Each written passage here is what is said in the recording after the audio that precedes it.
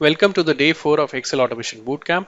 Today we'll see how we can design interactive sheets using user forms. So let's get started. Okay, so this is the agenda of the day. First, we will have a quick recap of what we did yesterday. Then we'll see how the forms are set up. Then we'll see how the forms can be loaded. Then we'll see interactive forms and then go on to today's actions. Okay, so moving on to the recap, we created a message box yesterday. Then we activated the message box on value changes. Then we used the OK and cancel functionality of message box to customize the message box. Okay, I hope everybody has done those things. Moving forward, we come to the form setup. So forms is basically a window which we see something like this, and it can be used to display a message or show some kind of results. Okay, there is no additional input for the form which is required, but yes, the forms need to be acknowledged, and whenever a form pops up, you will have to close the form so that you could continue your work on the Excel, right? Also, the form has a toolbox which has the labels or some tabs or some frames or a checkbox or the option buttons and pictures. So there are a variety of things that you could put on the user form as per the requirement. Okay, so we'll see these in the coming slides. Moving on to the next topic, which is form loading. A form could be loaded using a script, or it could be loaded using a button click. Also, the forms can be loaded on events such as worksheet activate or workbook open. So the syntax to load the form is user form x.show. So for example, the user form which you are using is 1. So the syntax will be user form 1.show. So let's go to the practice sheet. Let's create a form and load the form on a button click. Okay, so we'll go to the practice sheet, and here first we'll go to the Visual Basic and try to add a new form. So to do that, we can right click here on the modules, go to insert and insert a user form. Okay, so that basically gets inserted in your VB project. So you could also right click here to insert it. Okay, so anywhere right click, you'll find this user form. Okay, so that's our user form 1, which you can adjust the size, using these grab points. Okay, now this is the toolbox for the user form. And if you see now here, it has a label, it has a text box, it has a combo box, it has a list box, checkbox, option button, toggle button, a frame, command button, tab strip, a multi-page, a scroll bar, a spin button, an image, and a ref edit. Okay, so these are all the options that you could use on the forms, right? So first, let's try with the basic thing, which is a label. So I'll take a label and drag it and place it like this. Okay. Now, when we place the label, this properties window shows us the properties of this particular label. So here I will go to the caption area and change the label to, for example, a test form, right? So as soon as I change it, you see that the label here changes to test form. Okay. Now maybe what I can also do is I can go to the font, and here clicking on three dots, I can increase the font, let's say to 24, make it bold, and click on OK. So you see my test form becomes bigger in size. Okay, so that way you can customize the forms and make the forms adjust as per your wish. Okay, so now let's go back and create a button, and then we'll call this form on this button. Okay, so going back here, I'll click on insert.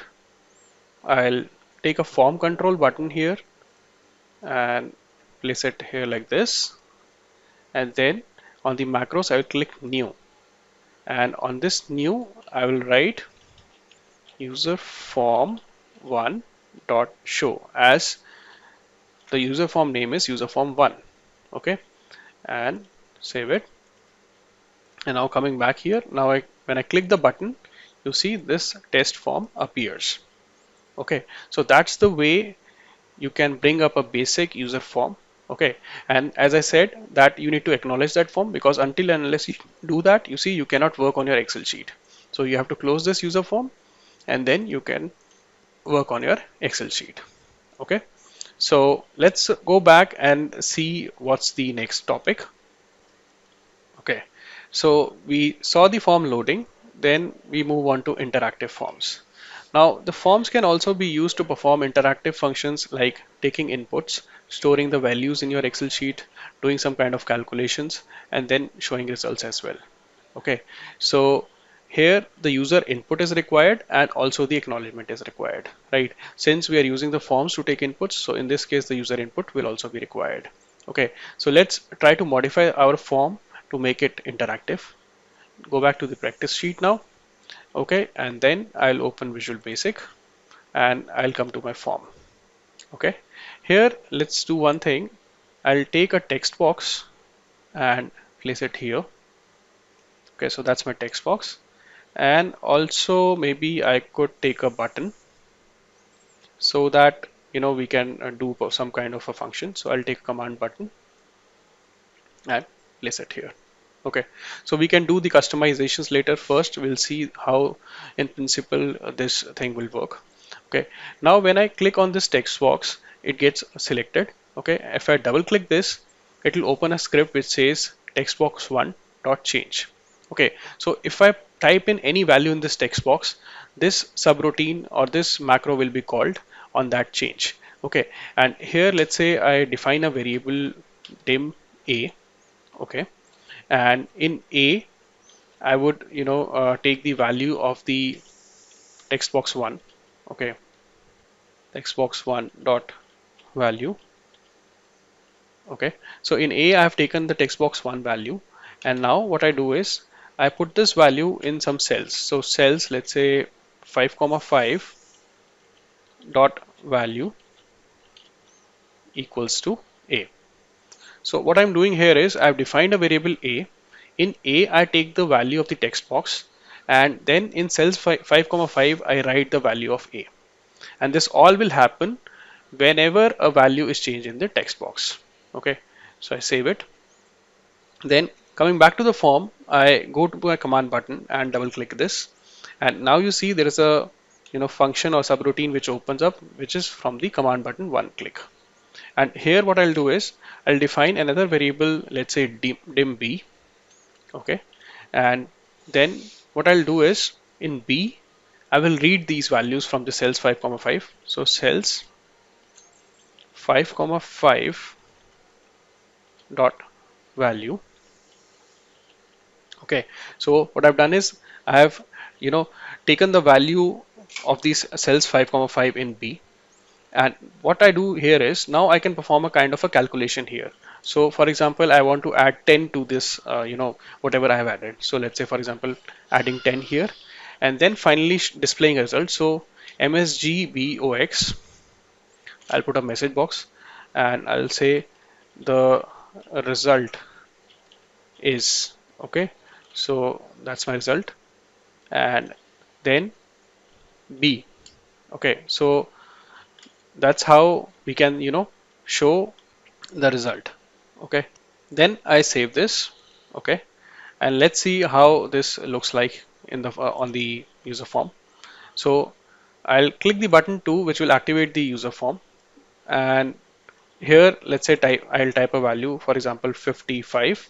Okay, now as soon as I type 55 here, you see that 55 value goes and stores itself on the cells 5,5. So this is 5 and E is 5. Okay, so on the 5 cells 5,5 the value is stored, and when I click the command button, I get this message box which says the result is 65 as 10 has been added because of the calculation mentioned on the command button 1.